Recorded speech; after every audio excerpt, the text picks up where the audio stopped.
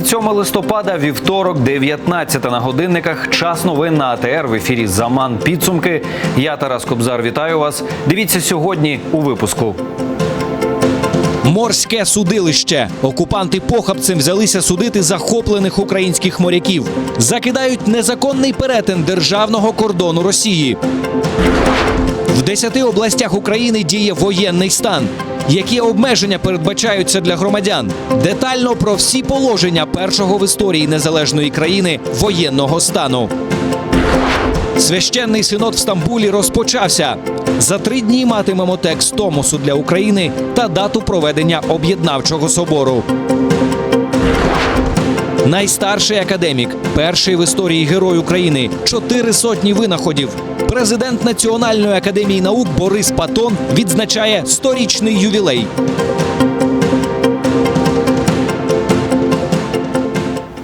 Морське судилище. В окупованому Криму судили захоплених в неділю українських моряків. Їм обрали запобіжний захід та звинуватили у незаконному перетині російського кордону.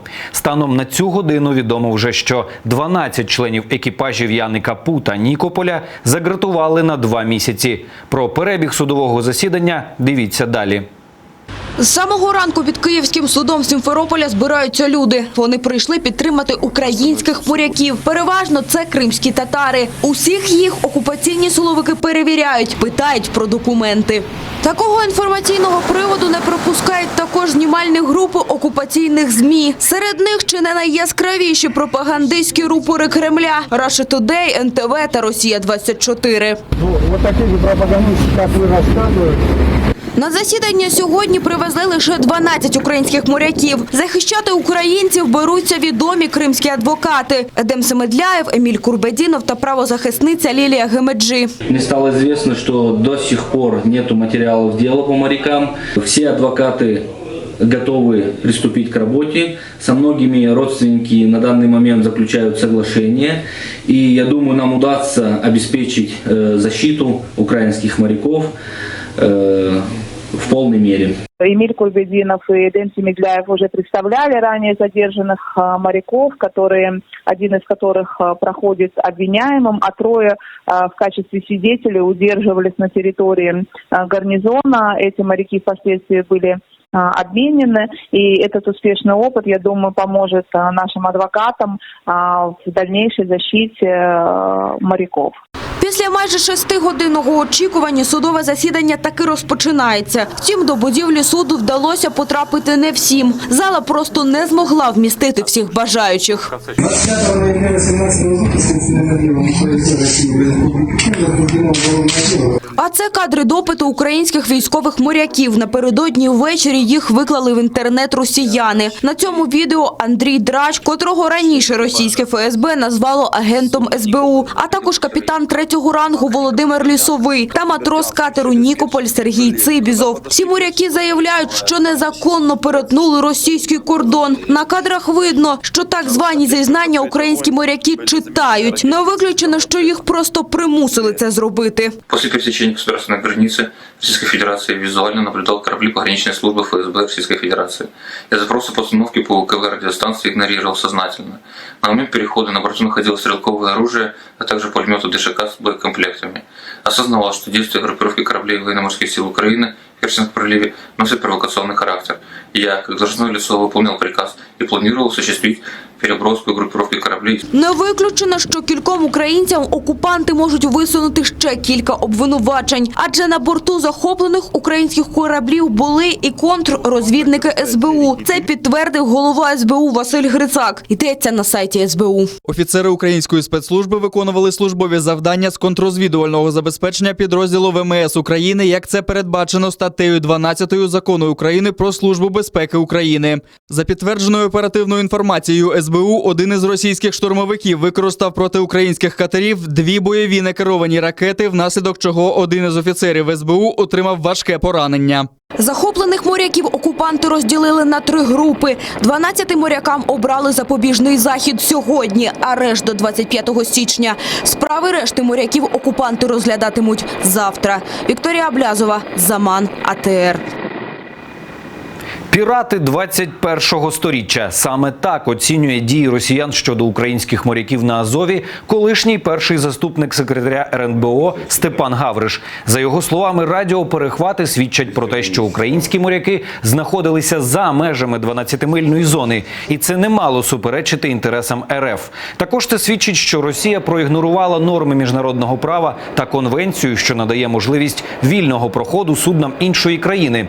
Втім, аби у європейських країн не виникало сумнівів щодо агресії Росії, Україна може надати схему руху та координати пересування українських кораблів.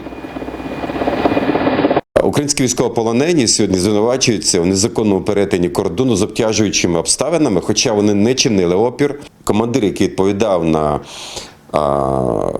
запити берегової охорони і відповідних військових начальників, які супроводжували по радіоефіру рух нашої міні-ескадри воєнної, вони пояснили, що вони діють згідно міжнародними правилами. Вони це пояснили, тобто в даному випадку вини українських моряків немає. Проти нападу на українських моряків протестували в багатьох країнах. Від росіян люди вимагали негайного звільнення бранців, від керівництва своїх країн – посилення тиску на Кремль через його агресивну політику. Докладніше в нашому огляді. Путін – Гітлер. Із таким гаслом українська спілка чеської столиці і члени громадського об'єднання «Пульс Європи» ввечері 26 листопада зібралися біля посольства Росії у Празі, аби висловити протест проти російської агресії на території України. Зокрема, збройного нападу на українські кораблі у Керченській протоці 25 листопада. Наше завдання – ловити за руку в кожному такому випадку, кричати, показувати цілому світу і доказувати, що ця країна не є цивілізованою. У цієї країни не можна купувати газ, в цю країну не можна їздити, не можна мати з нею стосунки, доки вона не припинить такі дії і не повернеться в свої кордони. Протестувальники звернулися до дипломатів російської амбасади із вимогою забратися з України і припинити порушувати міжнародне право і бентежити тим самим Європу і світ. Ми зараз бачимо відсутність дієвої реакції. Спочатку на окупацію Криму, повна бездіяльність, потім на Керченський міст. Зараз ми слідкуватимемо за реакцією всього світу і за тим, яку допомогу і підтримку нададуть Україні у світі. Сьогодні тут зібралися чехи, українці, росіяни, латвійці, грузини і не тільки. Слава Україні! Героям слава! Учасники демонстрації принесли до дипустанови символічний кашкет моряка. В руках тримали українські, чеські стяги та прапори Євросоюзу. Тримали й портрети російського президента Путіна і німецького диктатора Гітлера, порівнюючи їхні злочини. На завершення усі заспівали український гімн. Ще не вмерла України ні слава, ні воля. Традиційно з посольства ніхто не вийшов. Вийшла протестувати проти російської агресії у Керченській затоці українська громада Лондона. Люди зібралися під російським посольством, аби висловити своє обурення атакою на українські кораблі. Британський Майдан скандував: «Росія – агресор, Крим – це Україна». Кілька десятків учасників акції зібралися біля британського парламенту з вимогою до політиків посилити тиск на Кремль і допомогти Києву відбити його агресію. Ми вимагаємо від британської влади посилити санкції проти Росії, надати військову допомогу Україні. Акція на підтримку українських моряків відбувалася і в Нью-Йорку. Перед будинком штаб-квартири ООН зібралася українська, кримськотатарська та білоруська діаспори. Таким чином вони засудили чергову кремлівську агресію та вимагали реакцію світу на войовничу поведінку Росії. Так, я і справді кримська татарка. І всі, хто сюди прийшли, розуміють, що необхідна негайна реакція на агресію Росії. Вони окупували Крим в 2014-му, потім пішли на схід України. Там зараз загинуло близько 10 тисяч людей. Невинні люди продовжують жити в умовах окупації. Опір України дає надію, і її треба підтримати. Такою може бути відповідь, чому ми тут. Реана Алієва, Заман, АТР. Воєнний стан запроваджено в 10 областях України згідно з указом президента з 14 години 26 листопада до 14 26 грудня.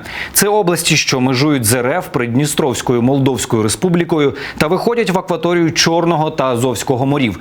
Це не означає оголошення війни чи початок наступальних дій. Воєнний стан також не означає загальної мобілізації чи змін в роботі банківської системи.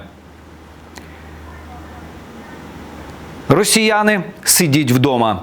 Держприкордонслужба України вже обмежила перехід росіян через адмінмежу з окупованим півостровом. Віднині громадяни країни-агресорки не можуть перетнути українські КПВВ, виїхати чи в'їхати до окупованого Криму. Запобіжні заходи безпеки не стосуються мешканців анексованого півострова, які перетинають адмінмежу з українським паспортом. З моменту вчинення акту агресії Російської Федерації проти військових сил України на Керченській протоці було прийнято рішення про обмеження. Один із заходів було прийнято про обмеження перетину пунктів розмежування з Кримом для громадян Російської Федерації. До подальших розпоряджень Генерального штабу та безпосередньо в межах воєнного стану вказівок Верховного Головнокомандуючого. Це здійснено в межах превентивних заходів оборони Херсонської області, тому що на сьогоднішній день російська агресія, яка відбулася, ми не знали її плинність, ми не знали їх наслідків подальших і так далі.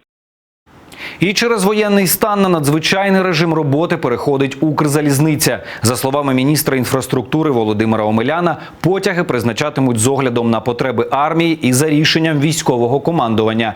Також посилять охорону вокзалів, аеропортів, морських портів. Для ефективної взаємодії з оборонними відомствами створять оперативний штаб. Через запровадження воєнного стану в посиленому режимі правоохоронці патрулюють портовий Бердянськ на Запоріжчині. На виїзді з міста у водіїв перевіряють документи. Більше поки жодним чином на життя міста рішення Верховної Ради не вплинуло, запевнили у міськраді. У місті ситуація спокійна, всі підприємства, заклади, установи працюють в робочому режимі, правоохоронні органи переведені в особливий режим чергування. Естественно, простым гражданам будет несколько сложно, если действительно будет введен режим передвижения по городу, ношения с собой документов. Хотя президент обещал, что на правах, свободах, перемещении граждан это не скажется.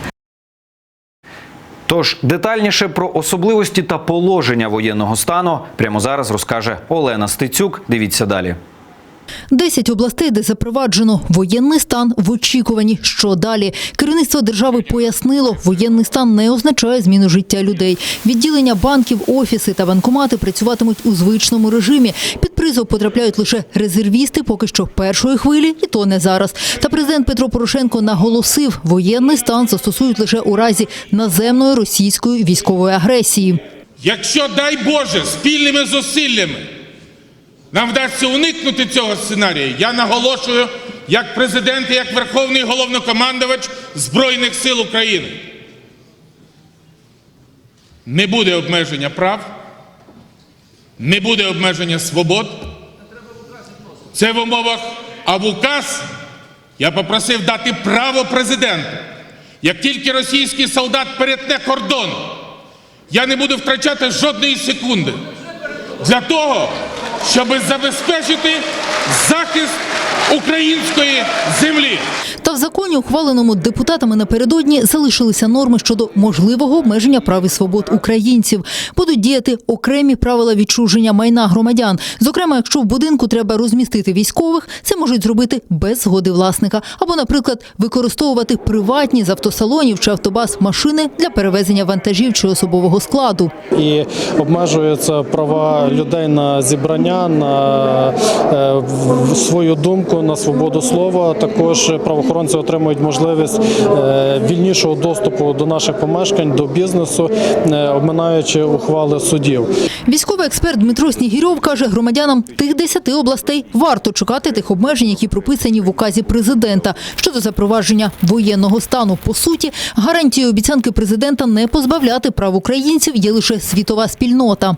У мене немає гарантій, скажімо, те, що навіть тих областях, 10 областях, областях, де оголошений воєнний стан, скажімо так, цивільне населення не стикнеться з можливим елементом тиску з боку правоохоронної системи. Йдеться про те, що фактично правоохоронці можуть вилучати рухоме, нерухоме майно на потреби армії, входити в житло, перевіряти документи і відповідно перевіряти характер переміщення цивільних осіб. Військовий експерт каже, загалом доречніше було б запровадити воєнний стан і в областях, які межують з Білоруссю, а також в анексованому, але українському Криму. При цьому те, що воєнний стан не завадить проведенню виборів в Україні, вітають усі. Верховна Рада окремою постановою призначила їх на 31 березня. Теорія щодо введення особливого режиму задля скасування виборів вичерпана. За словами першого президента України Леоніда Кравчука, за всю історію приводів для запровадження воєнного стану було достатньо. Це і анексія Криму, Іловайськ, битва за Донецький аеропорт. Але зараз передумови для воєнного стану інші. Агресія або напад кораблів російських в Керченській протоці або на підході до Керченської протоки засвідчили, що Росія готується до різного роду агресивних дій. Ми бачимо, як на кордоні скупчуються війська. Головне, каже Леонід Кравчук, за ці 30 днів слід визначити, що, як і кому робити для максимальної оборони країни і показати світу, що українці сильні і не здаються. Олена Стецюк, Нікіта Проскурін, Заман, АТР. Після рішення про запровадження воєнного стану в Україні почав падати курс гривні. Так, на чорному ринку за $1 тепер просять в середньому на 50 копійок дорожче. Це 28 гривень 80 копійок. Максимальна сума, яку просять за один зелений, це 31 гривня. Деякі панікери таки побігли по крамницях та почали скуповувати харчі. Втім, як кажуть мої колеги, великого ажіотажу не спостерігається. Це пані Інна, і вона твердо вірить, треба запасатися сіллю, гречкою та сірниками, бо в 10 областях України запровадили воєнний стан. Каже, люди, які годинами простоювали у довжелезних чергах за продуктами за часів СРСР, звикли купувати найнеобхідніше заздалегідь. Оці запасання – це від наших оцих голодоморів, до цього, що все у нас батьки нам наші розказували. Ви розумієте? І ми, оце наше покоління, хоч ми жили в радянські часи, але радянські часи пройшли. Ще з другі часи, на дворі капіталізм. Людина кожна предоставлена сама собі. Якщо вона не позаботиться про себе, ніяке государство, ніякі сусіди, ніхто їй не допоможе.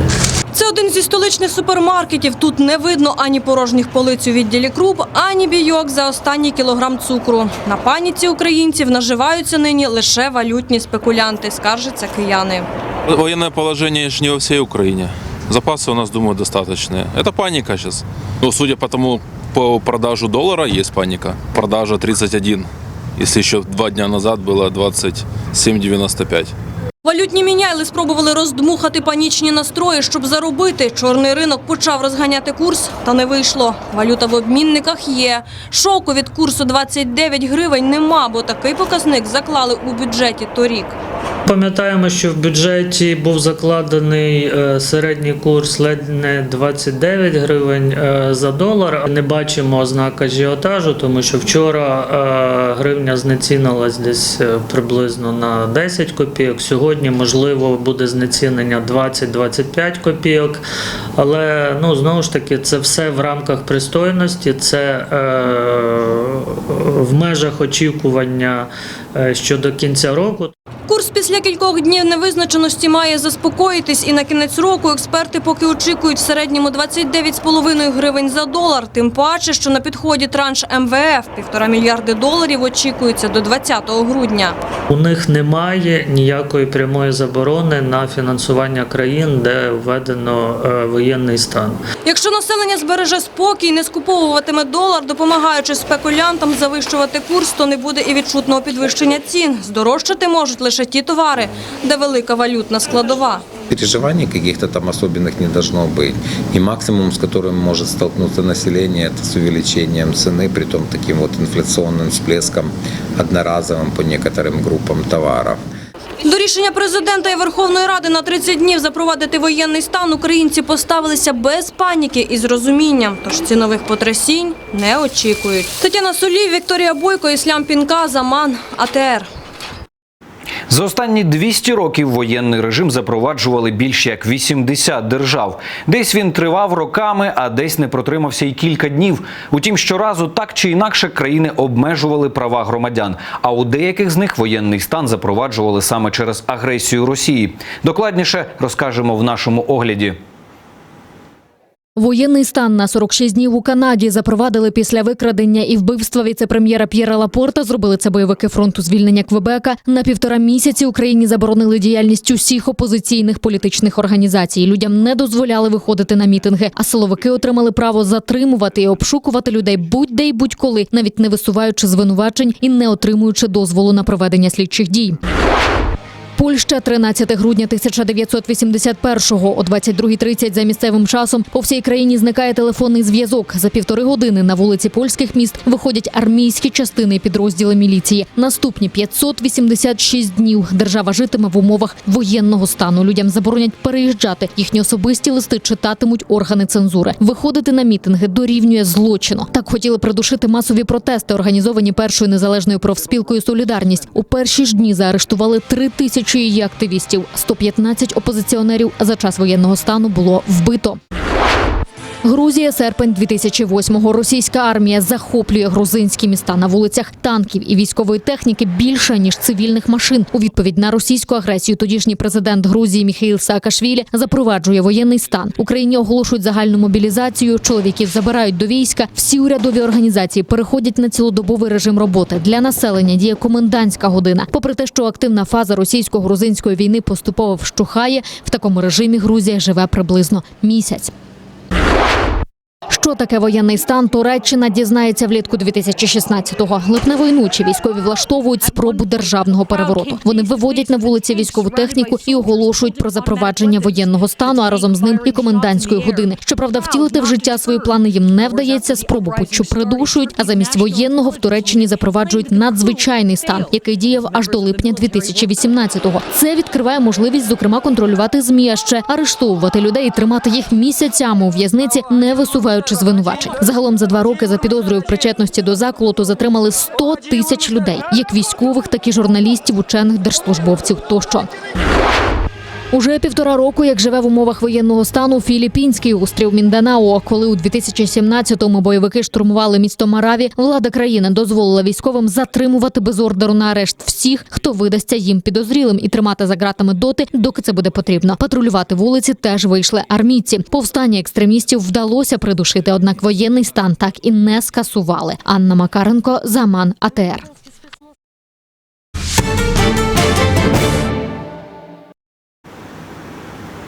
Людина-легенда. 100 років сьогодні виповнилося президенту Національної академії наук Борису Патону. Його регалії годі перерахувати. Він став першим героєм України, є найстаршим академіком в державі, іноземним членом 18 національних академій світу. Іменем Бориса Патона назвали малу планету, пік на горі Ельбрус та алмаз у майже 52 карати. Про золотий вік Бориса Патона дивіться далі. Борис Патон народився у Києві в родині видатного вченого Євгена Патона. Саме батько став прикладом для Бориса Євгенійовича і в професії, і у житті. Мой отец, он был очень известным мостостроителем. Построил много мостов. Почти в 60-летнем возрасте он увлекся сваркой. По слідах батька пішов і Борис. Закінчив політехнічний інститут і почав працювати у інституті електрозварювання, який очолював його батько. Разом вони розпочали революцію у зварюванні в Україні. Тепер Патон – автор 400 винаходів у цій сфері. Його методи використовують у космосі, під водою та навіть в організмі людини. Після того, як 1995 року, катаючись на водних лижах, Борис Євгенійович зламав шийку бедра, він придумав метод зварювання живих тканин. Він отримав назву «Шов Патона». По-моему, принцип должен заключаться в том, чтобы не быть сухарем в науке. Вот я убедился на своем долгом жизненном пути, что без юмора В науке жить невозможно. 1962 року Борис Патон очолив Національну академію наук України. 4 роки тому 96-річного вченого переобрали на цей пост. Зараз він є найстаршим академіком України, втім продовжує активно працювати. Секретом довголіття називає улюблену роботу, активний спосіб життя та віру в людей. Я думаю, нужно верить в людей все-таки, в порядочных людей. Потому что жить в каком-то бесчеловечном обществе невозможно и не нужно. Нужно верить в порядочных людей. 1998 року за видатний внесок в науку Борису Патону присвоїли звання Героя України. Анна Ісайкіна, Заман, АТР. У Стамбулі триває засідання священного синоду Вселенського патріархату. Триватиме він 3 дні, як очікується, остаточно вирішить долю автокефалії для Української церкви та оголосить дату об'єднавчого собору православних церков в Україні. Раніше речники Вселенського патріархату припускали, що об'єднання гілок православ'я в Україні має відбутися у грудні. Перед відкриттям засідання синоду екзарх Вселенського патріархату в Україні архієпископ Даніїл обережно прокоментував його можливі результати BBC. Священний синод минулого місяця вже зробив відповідні рішення щодо надання автокефалії Українській православній церкві. Зараз продовження йде дискусій, і так було повідомлено в пресовому повідомленні, буде призначена дата для собору. І це всі новини на цю мить. О 20-й дивіться Заман кримсько-татарською. Інформаційний вечір на АТР триває. За кілька хвилин в ефірі програма «Акшам». Любомир Ференц обговорюватиме з гостями ефіру судилище над українськими моряками в окупованому Криму. Більше свіжих та актуальних новин шукайте на нашому сайті. Там же ви можете оформити передплату на наш телеканал, бо АТР – це телеканал, який розказує правду про окупований Крим. Залишайтеся з нами.